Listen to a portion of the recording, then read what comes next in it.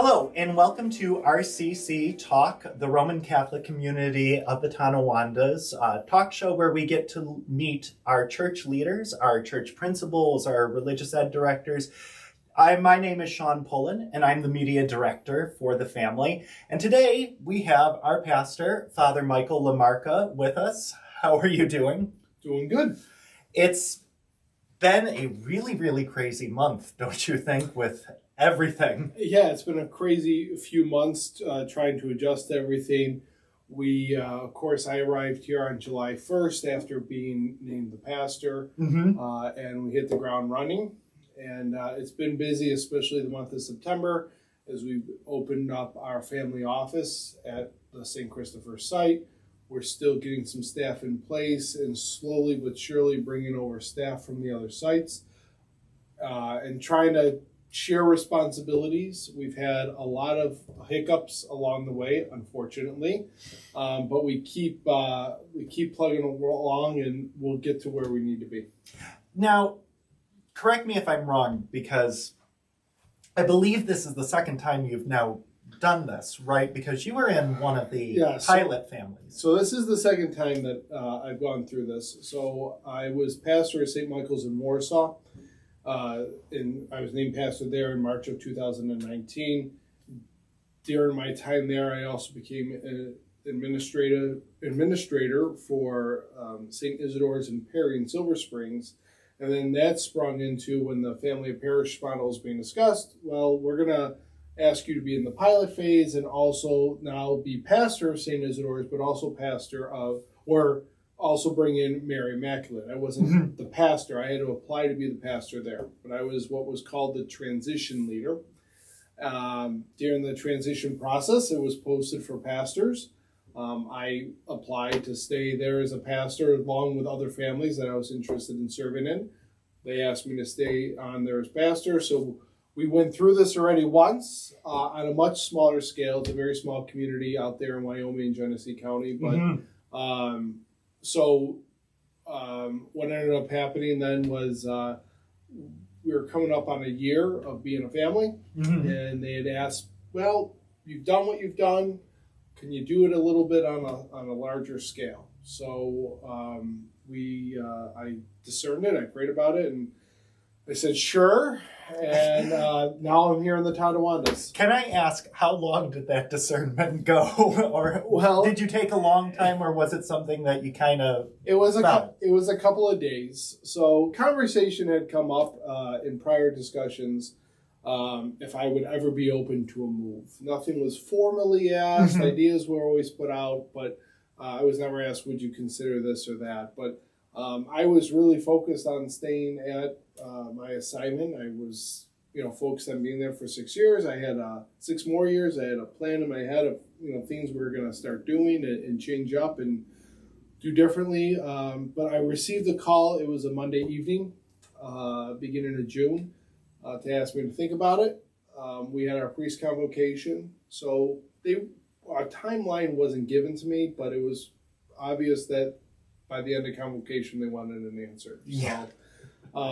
So that was Monday evening. Tuesday evening, after the first day of convocation, which was at St. Leo the Great, I toured all the facilities. I went and drove around to the different sites, just sat outside the churches briefly to just discern. I really didn't have much familiarity other than at St. Christopher's. Because you had been here I was here as a seminarian. Okay, so you had some sort of at least knowledge of the Tonawandas, because you're not even from the North Towns. No, I'm a South Towner, so we'll forgive him. I absolutely we'll forgive him. So each part of Western New York, of course, has their own distinct personalities and things like that. But I was familiar with the North Towns. I lived here for a year on my pastoral year, and but driving around that evening, I'm like, okay, I think I can do this.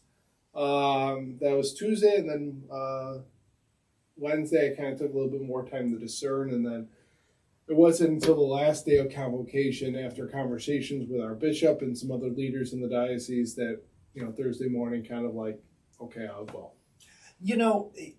And I give you a lot of credit because I do want to talk a little bit about your beginning and your call to priest to priesthood, because I don't think this would have been anything that you guys, when you were discerning those years ago, would have seen necessarily this path. No, certainly not.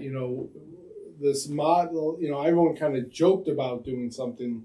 Oh, you're going to be the pastor of 5 parishes. Oh, really? It was always kind of a joke with our formation directors. And with that, no, I just want to be the pastor of a simple country parish, which I was for a year. And then the pandemic happened, and then came out of the pandemic and this whole family of parish thing happened. But no, my discernment process, I saw myself as a priest of one parish, one community, and, I'd be blessed to be the pastor of any one of the parishes in our family of parishes here in our family number 18 in the Roman Catholic community of the Tonawondas. I would be thrilled to be the pastor of just one. Yes. I'm blessed to be the pastor of 5. It's a lot of work. We're getting there, and I know there's still uncertainty, but it's not the priesthood I envisioned either. It's not the church that the people envisioned from the pews, but it's a new church now, and we have to adapt. And I think that's actually, to your credit, there's such positivity that exudes from you. I know you may not necessarily feel it. You didn't hear me on the phone this morning. Maybe I didn't want to.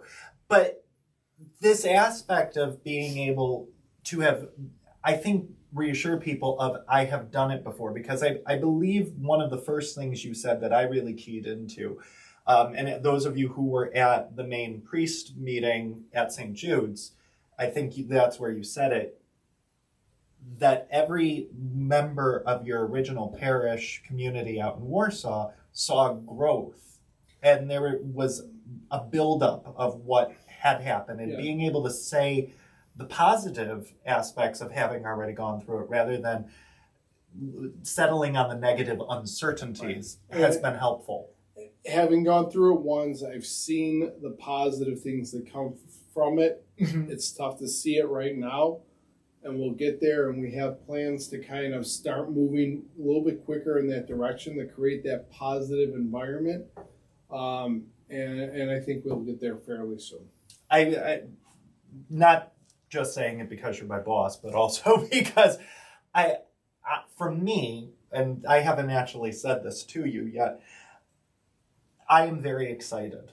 I actually come in to the office looking forward to our time together, and it feels like very much a lot of our office staff has that. And my grandmother, who is an 85-year-old Sicilian, always says the fish rots from the head. Well, meaning the positivity also comes down from that. And I think that has helped so much. What is your vision, really, that if you're sitting here right now, a year from now in this office, what would you say marks it as a successful first year?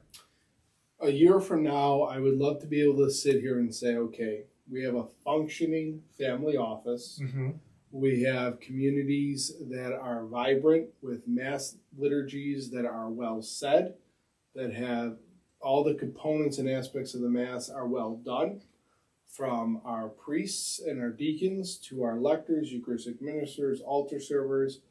I would like to be able to say, a year from now, that here are our family events that we do throughout the year, mm-hmm. that are focused on the family as a whole, that people look forward to. And just a positive environment. And all of our communities are welcoming now. But there is that cloudiness that comes when you start talking about the family. And so the parish, at the parish level is positive.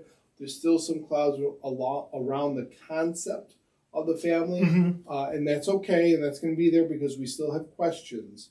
But I would like to, a year from now, be beyond that aspect, and people say, you know what, this is good, this is growth. In fact, one of the great things that has happened already is the Rosary Guild, based out of St. Jude's, mm-hmm. has several new members from other communities in our family of parishes.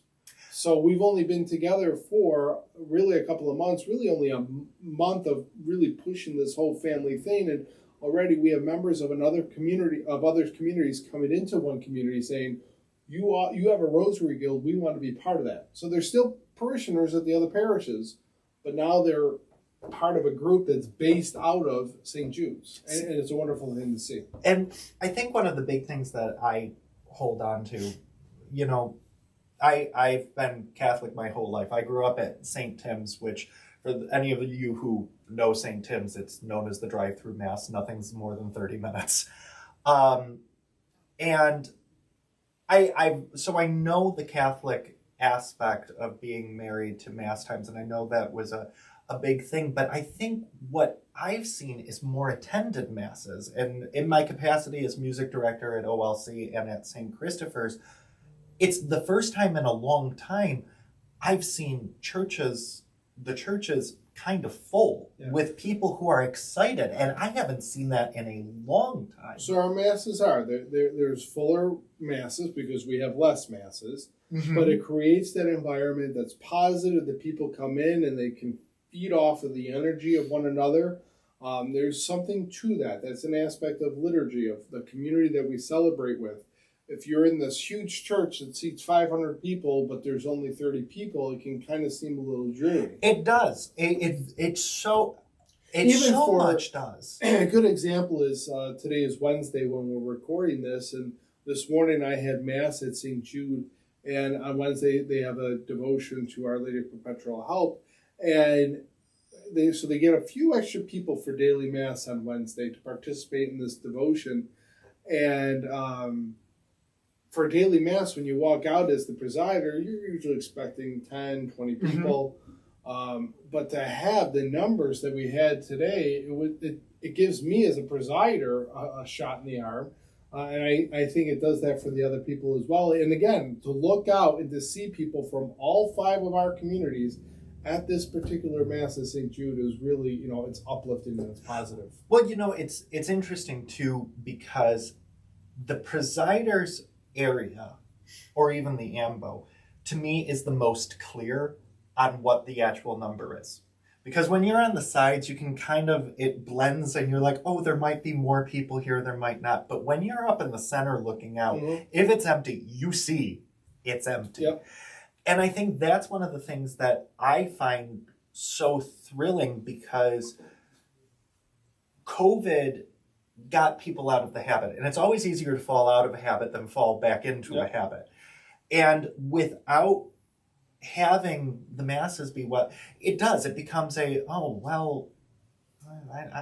don't know. It feels empty. You lose that. And that's one of the things that I'm most thrilled. And anybody who says, oh, well, I lost a Mass, I always go, no, you gained 10.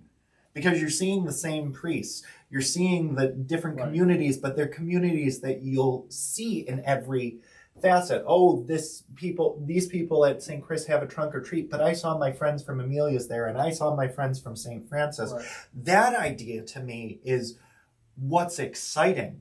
That makes me energized. And when I talk to my choirs, that's what I see them saying. There's an energy there. So I thank you for telling everybody wait till you see how it works before you really worry, which I think has been very helpful. And we will be doing an evaluation. Next summer we'll be looking at things. I'm not saying that we're going to change our Mass schedule or anything like that. There'll be other aspects that we can look at to see, okay, what can we change? What can we do better? What needs to be adapted? And we're doing that as we go now, currently as well. But, wouldn't it be great, if a year from now we say, we have to add a Mass at this particular site, or at this time, what site can we put it at, because we have so many people going here. There was a lot of question about our Saturday evening Mass schedule, our Vigil Mass for Sunday, and,